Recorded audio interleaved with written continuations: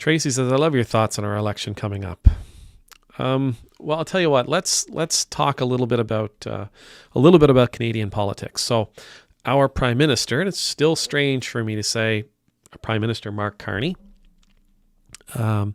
He's a world-class economist. I think he's got PhDs and masters, and all that stuff. He was the head of the Bank of Canada. He was the head of the Bank of England. Both of his tenures in those places had crisis and all kinds of crazy stuff happening.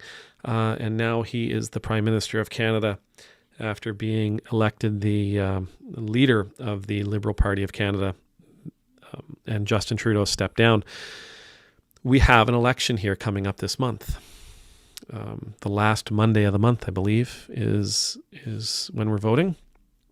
And it's close between the Liberals and the Conservatives. It's close. The NDP are more left-leaning party. They've lost a great deal of support, and we have a splattering of other parties that are doing their thing as well. But there was this news article that came out recently on CBC, and the article, was tight. So the article was about some things that Mark Carney's father had said in an interview to CBC back in like the 90s.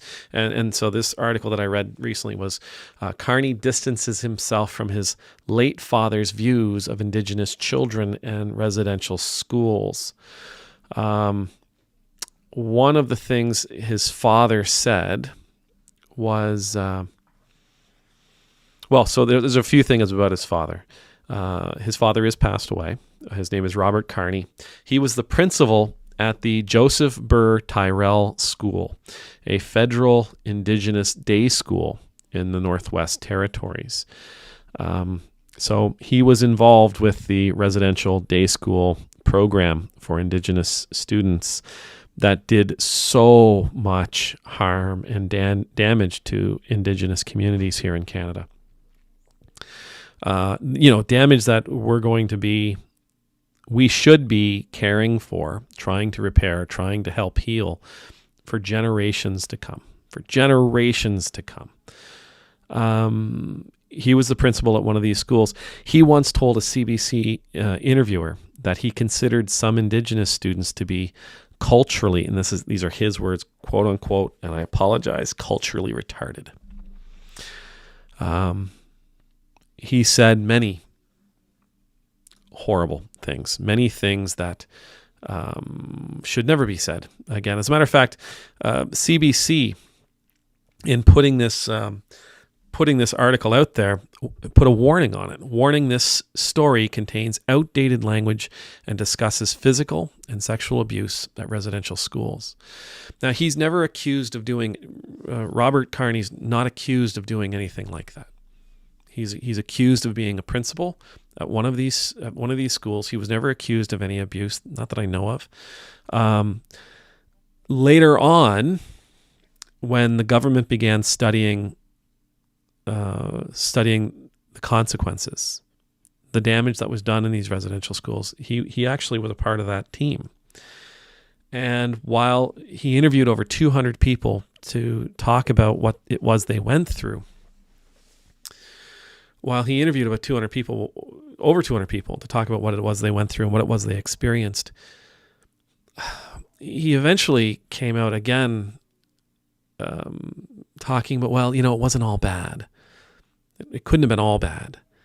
So, and these are just things that you don't say. These are just things you don't hold to, you don't share, it was bad enough. And that's what matters. Anyhow, so of course it's an election. What Robert Carney said is being foisted upon his son, and the Prime Minister during this election was forced to speak about it. Now, I thought what he said was good. What he says, just a quick quote, is, "I love my father, but I don't share those views. To be absolutely clear." He said this at an event. He went on to say,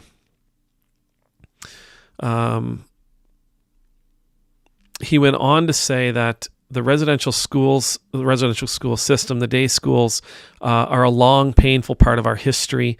That they caused fundamental damage. That the fundamental damage caused by residential schools and day schools to those who attended them and those who were their descendants was just extraordinary, cataclysmic. But it's that line, I love my father, but I don't share those views, to be absolutely clear. I love my father, but I don't share those views, to be absolutely clear. I think this, again, I'm not saying this because I want anybody to support Carney or not. I'm saying this because this is something that comes up fairly regularly. We see it when we start banning books. We see it when we start talking about banning this understanding of history or that understanding of history. We see it when people start talking about how we got to just stop talking about racism. We have to stop talking about colonialism. We have to stop talking about slavery. We hear it when people say we want to put the statues of the Confederate generals back and all that kind of stuff.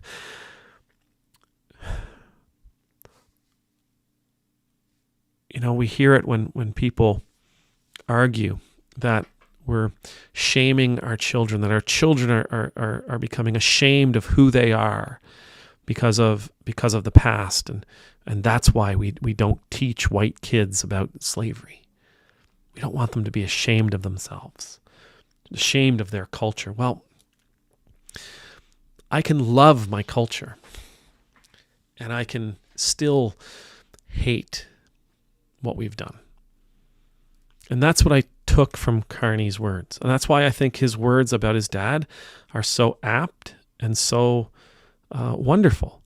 I love my father, but I don't agree with the things he said. I don't agree with his beliefs. I reject them.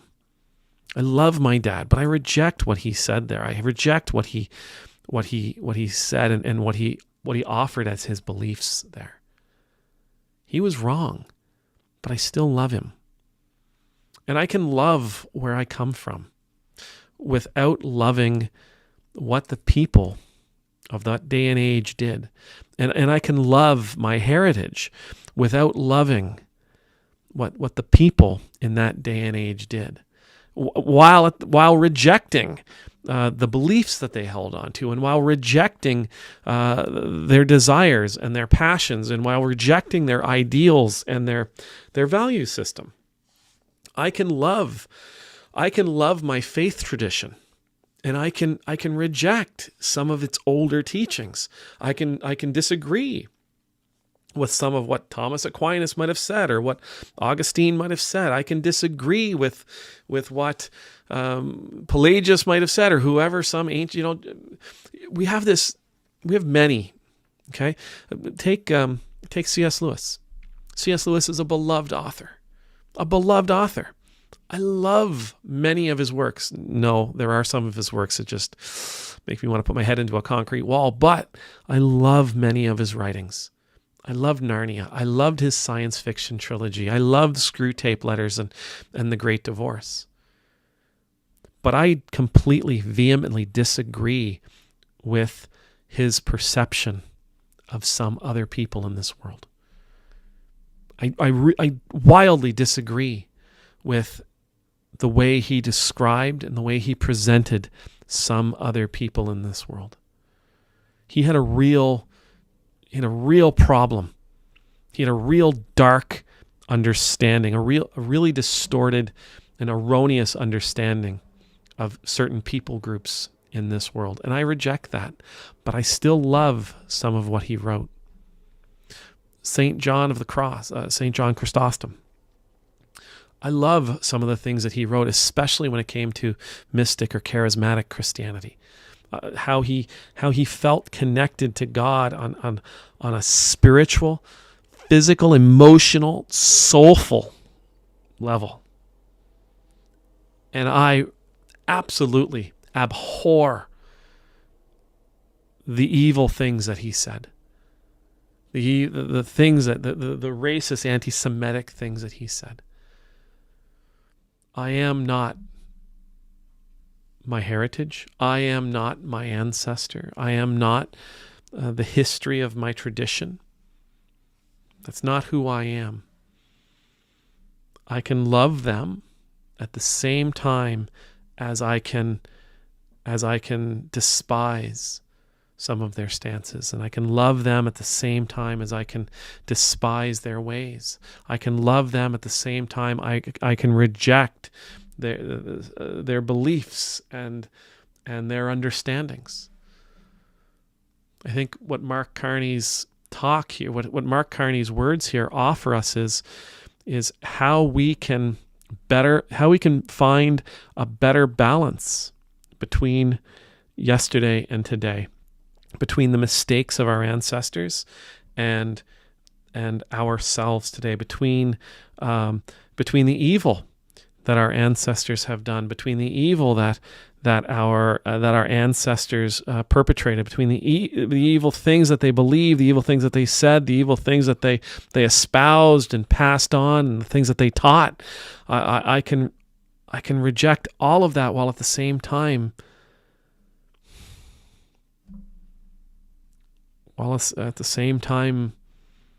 loving.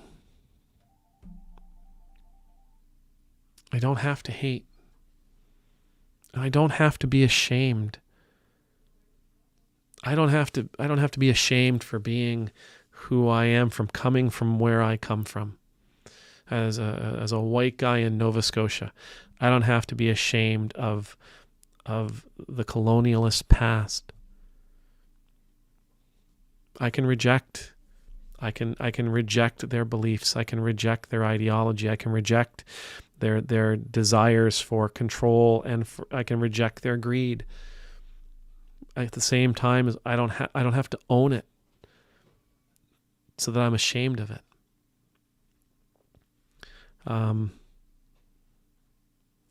It requires we adopt a duality. It requires we adopt a more complicated relationship with the past. It requires we take the past off of the high pedestal we often put it on. That we reject the idea that there was some kind of perfection about them that we're supposed to look at and admire and revere. No, they did some things that are really great. They did some things that are pretty amazing. They did some things that set us on a particular path, and it's not necessarily a bad path, but they did some other things too. Maybe that's what it all boils down to. It's okay for us to have a complicated relationship with the past. It's okay for us to have a nuanced understanding of where we come from. Amen.